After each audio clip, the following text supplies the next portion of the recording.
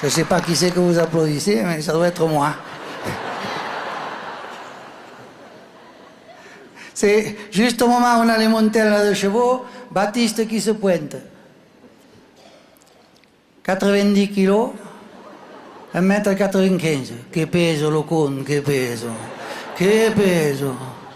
Ce qui fait que, en bas de la côte de Moscardès, je ne sais pas si vous voyez où c'est, il faudrait sortir quand même un peu. Hein. La rue Chivaus qui s'escula.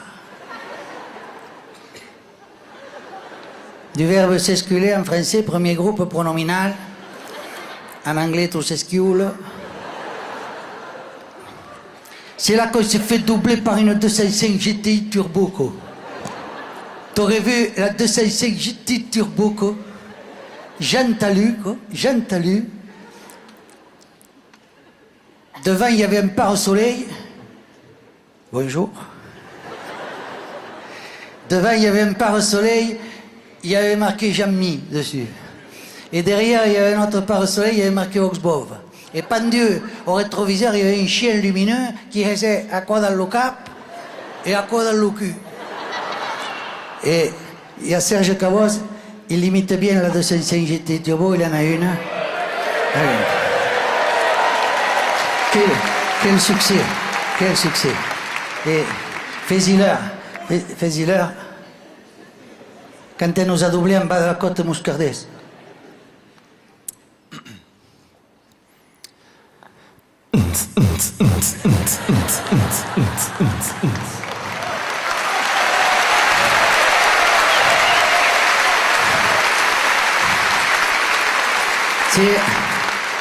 C'est pas n'importe qui que vous avez devant, c'est un grand musicien. Avant, il était à l'orchestre de chambre de Pau. Maintenant, c'est le contraire. Et il y en a qui ont mis 10 secondes quand même. Remarquez, l'autre jour, on a chanté à Bordeaux, il a fallu leur téléphoner le lendemain. S'il vous plaît. Il y en a des biens. Pour les autres, il y a une cellule d'aide psychologique, ce qui sera à leur disposition à la sortie du spectacle. Après l'orchestre de chambre de Pau, il a fait partie d'un quatuor à cordes au Pays Basque. Il tirait deux dans un sens la corde et deux dans l'autre. Serge Cabos.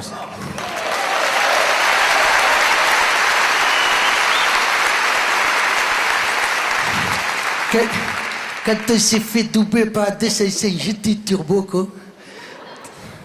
on s'est dit, de toute façon, avec la musique de blaireau qu'ils écoutent, ils doivent même pas aller aux fêtes de Dax, ils doivent aller au pinche-cul de Naros. Ça n'a pas loupé, on passe à Naros devant le pinche-cul, le type il s'était sorti en bagnole, quoi. Il avait les clés à la caisse à la main, quoi. Le chewing-gum à la bouche, l'air intelligent, quoi. Non, on l'a vu de profil. De profil, t'aurais dit un flacon de canard WC.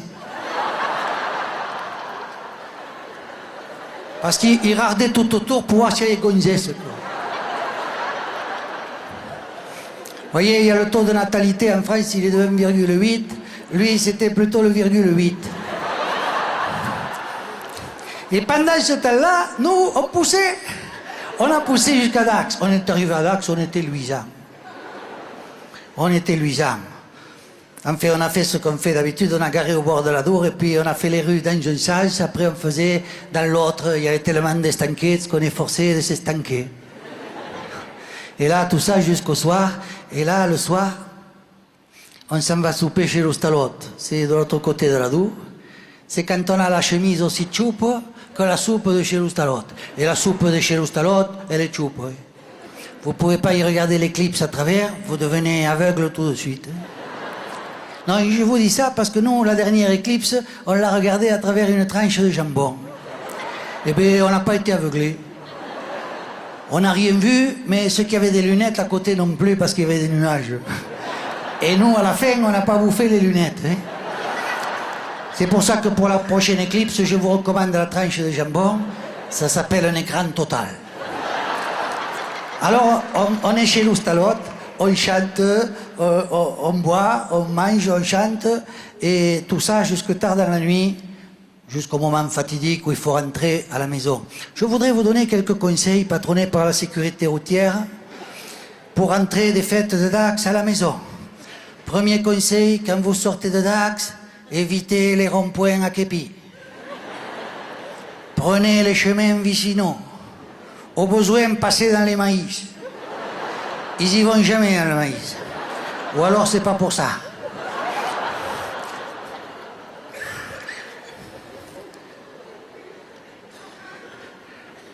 Qu'est-ce que la prévention? Le matin, avant de partir de chez vous, repérez les marches de l'escalier qui nirguent. Nirga, en français du verbe nirguer, premier groupe. En anglais, to nirgue. Nirgue, c'est un irrégulier celui-là.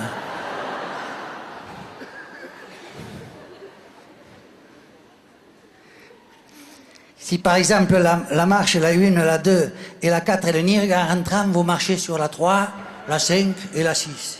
Et surtout, vous montez l'escalier sur coussin d'air. Parce que si vous montez l'escalier comme un éléphant, vous avez une voix mélodieuse et accueillante qui vous attend au premier étage et qui vous dit « Ah, qu'est-ce qui ?» Et on vous attend avec ce qu'on appelle chez nous la tisane de legno.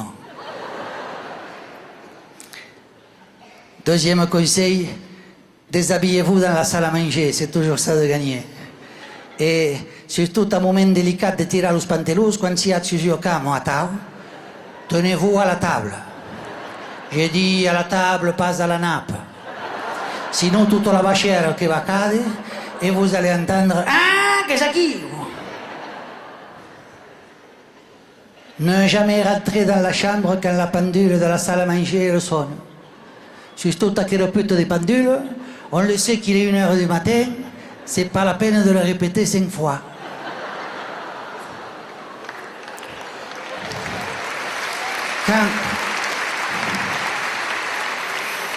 Au moment délicat de rentrer dans le lit, rentrez-y de cul, à cause de la laine.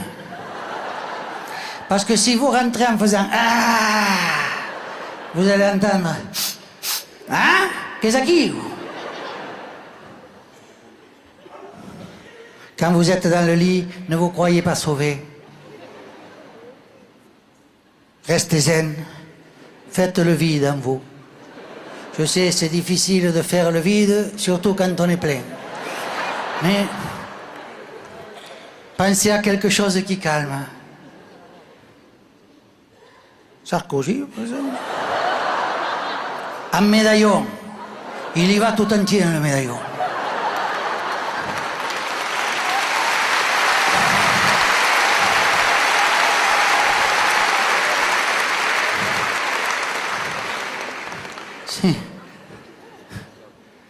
Si ça ne vous calme pas, vous pensez à son salaire. Ça vous calme dessus. Il a triplé. Il n'y a qu'une chance.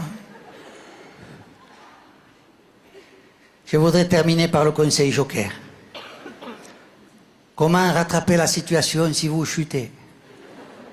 Vous êtes par exemple dans le lit et vous entendez le fatidique « Ah, qu'est-ce qui ?» Vous répondez « Mais non, je me lève. » Et là, on vous dit « Sitôt !» Vous répondez « Bon, je me recouche. »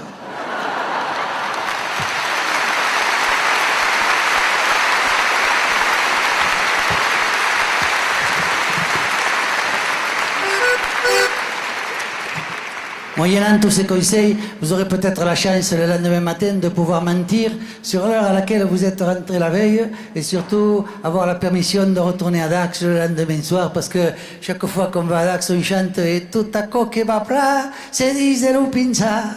Quand on revient on chante tout à coque pute, se disait le cocut.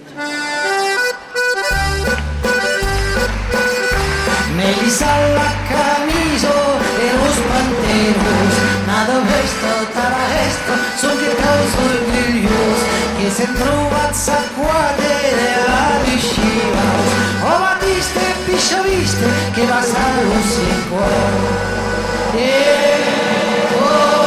Taco che la classe, dice un pinzato, che tu la faccia se, che tu le ando male.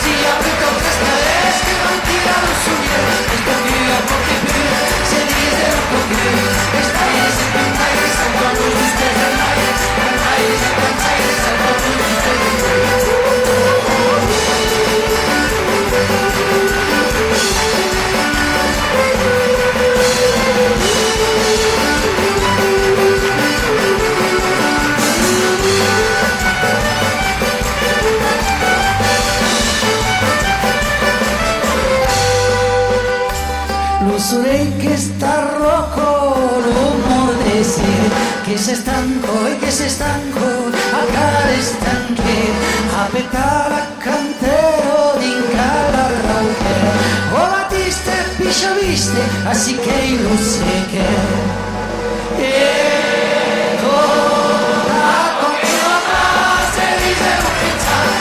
torna a casa você che torneranno qua ti apri cose scale che vai tirano su e tu più a pochi più se risero con più e stai se cantai salto tu stesso mai cantai se cantai salto tu stesso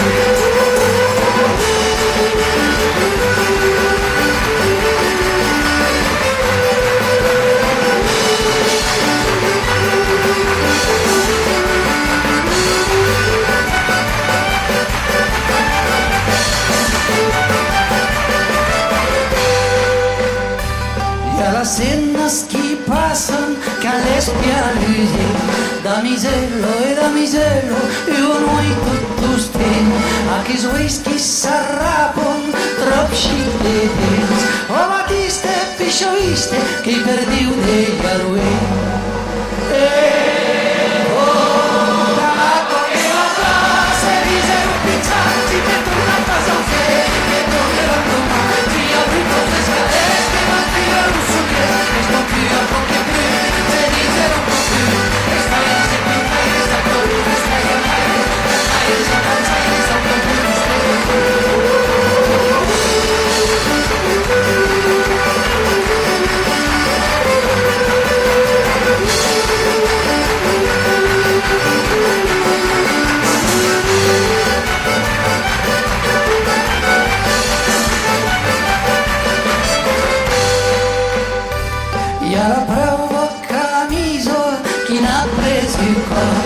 tan ciuppo come la suppo dello staro lo caple de musico lo spres fatigas o batiste pisciaviste lo seu che espera taco che la frase dice un pizzassi che torna a casa usè che torneranno ma si apre cose scale che va a tirare su che non più a poche più se dice un po' più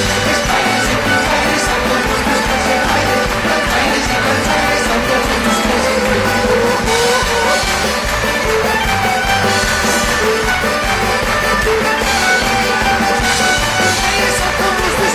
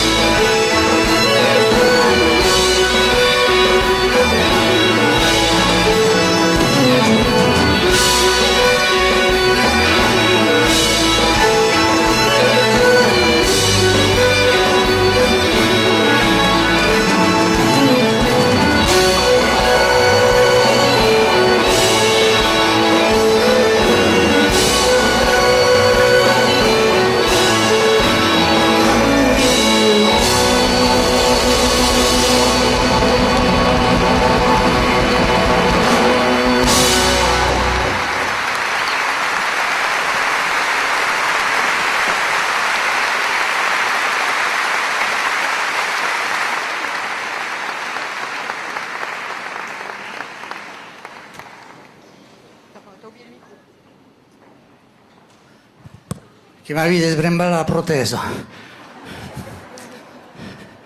Je reviens. Je reviens.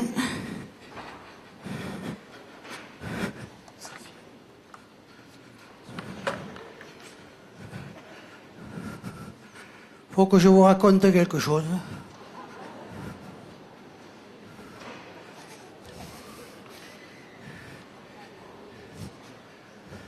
Monsieur le conseiller général, madame, monsieur le curé, madame, oh là.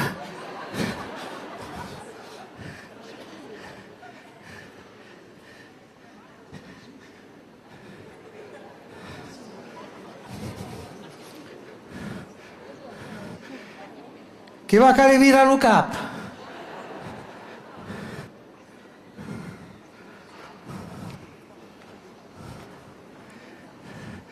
Il y a des fois, il vous arrive ces histoires, je ne vous dis pas. Je veux vous raconter ce qui m'est arrivé à Monin, à la communion de mon neveu. C'est pas rigolo, hein. La messe de communion, elle était à 10h. Et nous, les oncles, on était arrivés à 9h pour pouvoir discuter un peu. Et tout en discutant, on était 4, nos pas nous ont amenés vers le chai de Mimir Capdevielle, notre dealer de Jurançon à Monet.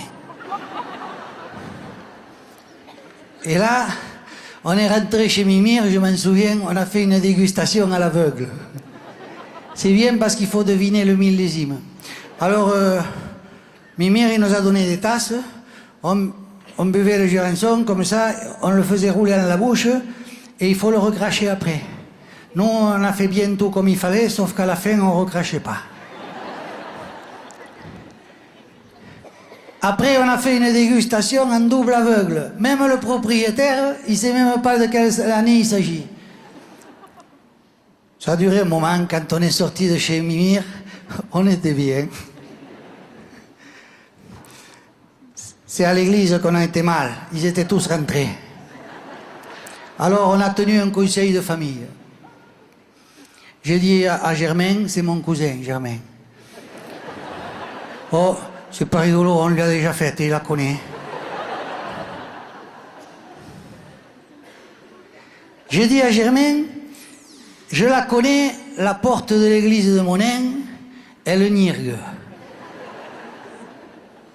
Si on rentre maintenant, on va se faire remarquer, il y a la mère Lalane derrière, elle va nous fusiller du regard.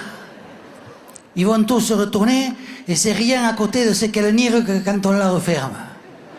Donc, à l'unanimité, on a proposé de ne pas rentrer et d'aller boire un verre chez Denise.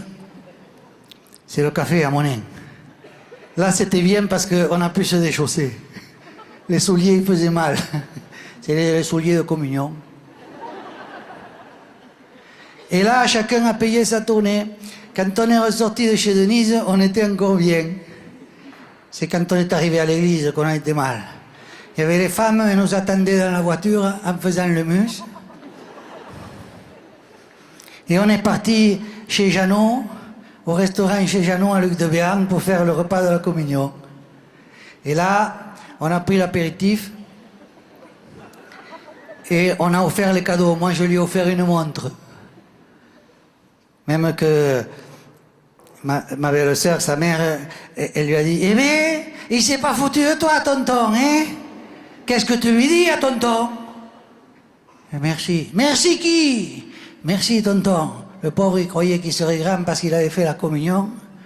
C'était pas ça du tout. On s'est mis à table. Il faut que je vous raconte le repas parce que c'est important. Le repas à la communion, c'est ce qui est le plus important. D'abord, il y avait le bouillon. Avec le bouillon, on a fait le chabreau. La goudale. Et après la goudale, je m'en souviens, il y avait la poule du bouillon. Avec la poule du bouillon, on a bu une côte de saumon. Un peu jeune, mais bien quand même. Après, il y avait le farci de la poule du bouillon. Là, on a vu un Saint-Estèphe. Je m'en souviens avec émotion parce que peut-être j'ai un peu trop forcé sur le Saint-Estèphe. Après, il y avait les hors-d'œuvre. Comme hors-d'œuvre, il y avait du foie gras. Alors ça, je m'en souviens bien. Ça, je m'en souviens bien parce que quand il est arrivé le plat vers nous, il n'y avait plus que Germain et moi. Dans le plat, il y avait un petit morceau et un gros morceau de foie gras. Alors moi, je lui dis, serre-toi. Il me dit, non, toi. Je lui dis, non, mais moi, j'ai le temps, tu sais. Serre-toi. Mais non, mais vas-y, toi, tu l'as devant, il me dit. Moi, je prends le plat et je fais tomber le gros morceau dans mon assiette. Germain, il faisait le mus. Il me dit, je lui dis quoi? Tu fais le mus? Il me dit, quand même. Et quand même quoi? Il me dit, moi, à ta place, j'aurais pris le petit pour être poli. Eh bien, sois content, tu l'as.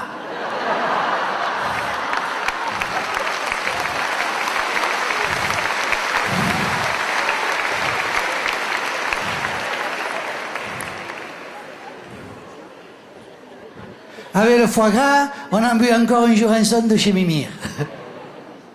Et puis après, il y avait les légumes. Comme légumes, il y avait du civet de chevreuil.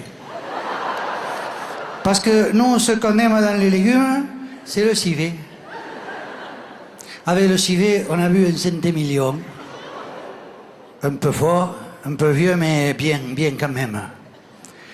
Après, il y avait le rôti. Comme rôti, il y avait du canard. Parce que nous, on ne fait pas de repas sans canard. Hein. C'est tendance canard historique. Et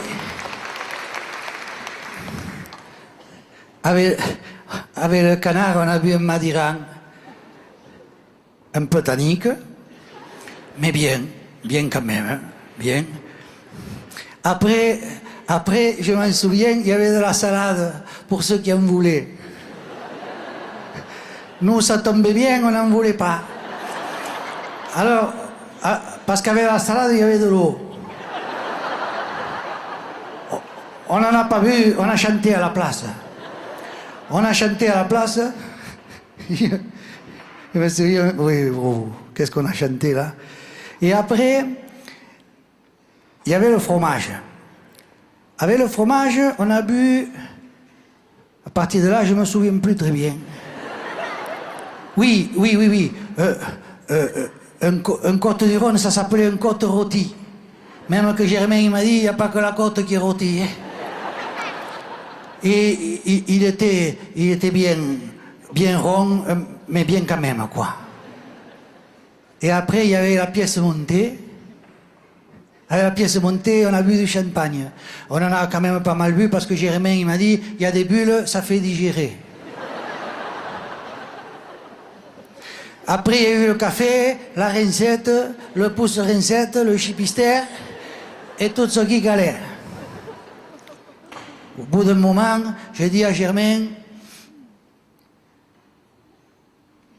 je me sens pas très bien. Il me dit, ça doit être les cacahuètes de l'apéritif.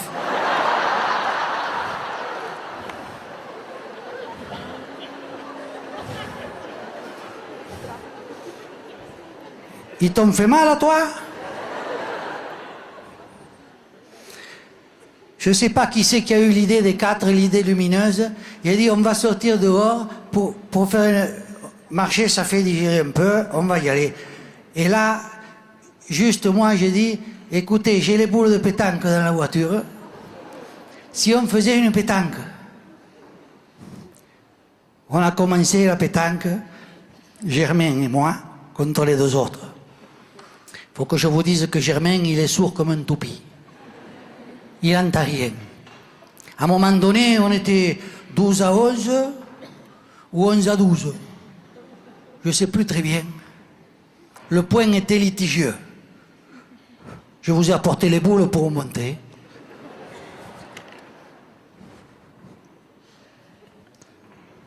Il y avait le cochonnet, il était là. J'ai dit, je vais me pencher pour mesurer.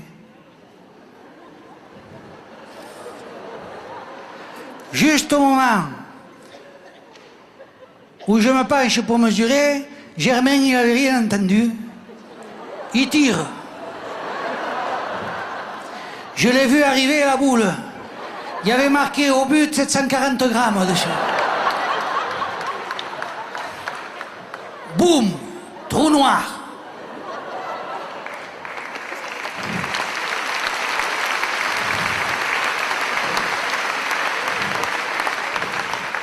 Quand je me suis réveillé, c'était tout blanc. J'étais dans un lit, une chambre, il y avait la table de nuit, les boules de pétanque, le cochonnet, le maître, le carnet de la pétanque. Je ne me sentais rien, je me lève, j'ouvre la porte. Dans le couloir, il y avait un monsieur qui était là, assis, il était en train d'écrire. Je lui ai dit, pardon monsieur, vous savez dans quel hôpital je suis? Il me dit, vous n'êtes pas à l'hôpital, vous êtes dans l'antichambre du paradis.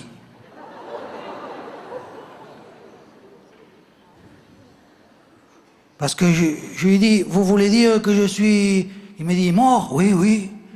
Vous êtes bien Yann Denadao, mort d'une boule de pétanque au but 740 grammes.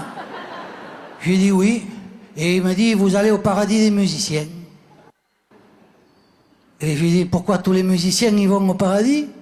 Il me dit, oui, tous les musiciens ils vont au paradis, sauf les sonomobiles.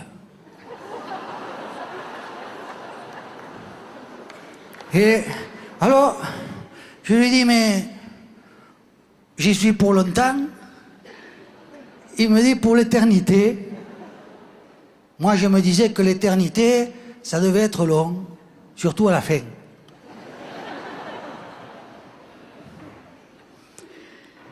Il me dit, vous allez dans le couloir là-bas, vous suivez, puis vous verrez quand vous arriverez, vous le trouverez le paradis des musiciens. Alors je suis parti avec mon attelage, là, les boules de pétanque, tout ça. Je suis parti, je vois paradis des menuisiers. Et là, on entendait les machines, on les reconnaît tous, ils n'avaient que 3 doigts.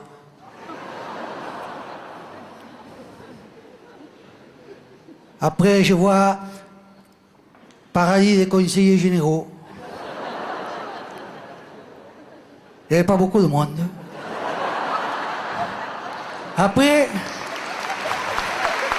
et vous ne savez pas où vous irez. Hein? Et après, au bout d'un moment, j'entends musique partout. Paradis des musiciens, même ça y était marqué, mais c'est la porte était grande ouverte. Et là, musique, mais ce qu'il y avait partout, partout, partout. Je rentre et là, je vois toutes mes idoles qui étaient là. Mozart, Beethoven, Armstrong, il y avait des concerts partout. Et vous savez pas qui je vois? Pierre Arius Mesplé de la Vallée d'Ossau. Ça fait longtemps que je ne l'avais pas vu. Il chantait, je me souviens, il chantait de aquellos montañetos qui coneixen tous dus, que sembli au planeto, qui van pujar capsus. Je continue le chemin, qui je vois? Mon grand-père Camille. Alors lui, mon arrière-grand-père, je l'avais connu, mais il y a très longtemps. Hein. Et je lui dis, qu'est-ce que tu fais là? Toi, t'es pas musicien? Il me dit, non, je suis pas musicien, mais je chantais pour les fêtes du cochon. Il faut vous dire que mon grand-père Camille, c'est l'inventeur du karaoké. Parce que dans les communions, il chantait toujours, et à la fin du repas, il était bien hart, et ma grand-mère, elle lui disait, et de basse karaoké? Alors,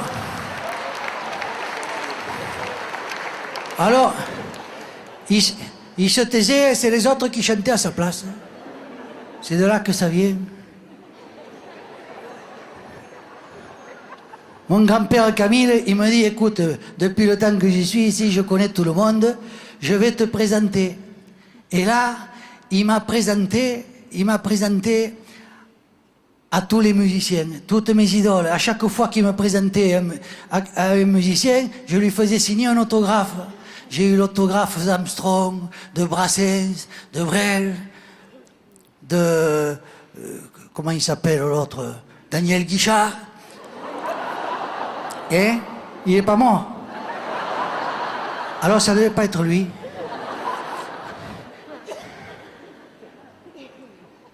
Frank Zappa.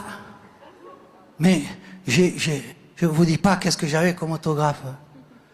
Et puis, tous les soirs, au Paradis des musiciens, il y avait Beethoven et Mozart qui faisaient un concert, et non, moi, c'est ce que je préférais. J'allais le voir avec mon grand-père Camille. Et un soir, après le concert, il y a Mozart, il me dit, qu'est-ce que c'est que tu as là à la main? Je lui dis, c'est des boules de pétanque. Et ça sert à quoi? Alors je lui dis, c'est un jeu là, on joue à 2 contre 2 et... Ah ben moi je vais bien jouer, ce qui fait que tous les soirs après, on jouait, Camille et moi, contre Mozart et Beethoven. Seulement, Beethoven, il était sourd.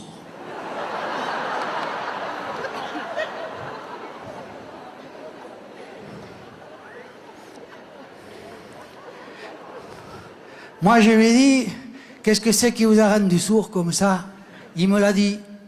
Alors je lui ai dit, non mais ça c'est pas vrai, on le dit, mais... Je lui ai dit, regardez, moi j'entends très bien.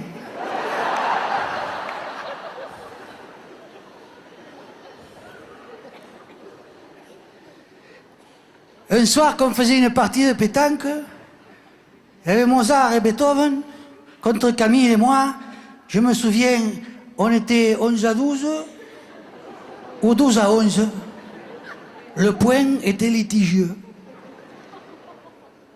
J'ai dit, je vais me baisser pour mesurer. Quand je me suis baissé, Beethoven il a tiré. Je lui ai arrivé la boule, hein. Il y avait marqué au but 740 grammes dessus. Boum! Deuxième trou noir. Quand je me suis réveillé, j'étais sous la table de la communion.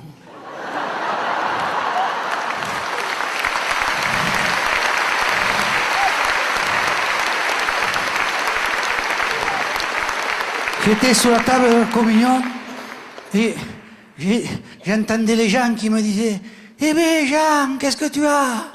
Qu'est-ce que tu as ?» J'ai dit « Je me sens pas bien, on va te ramener chez toi », ils m'ont dit.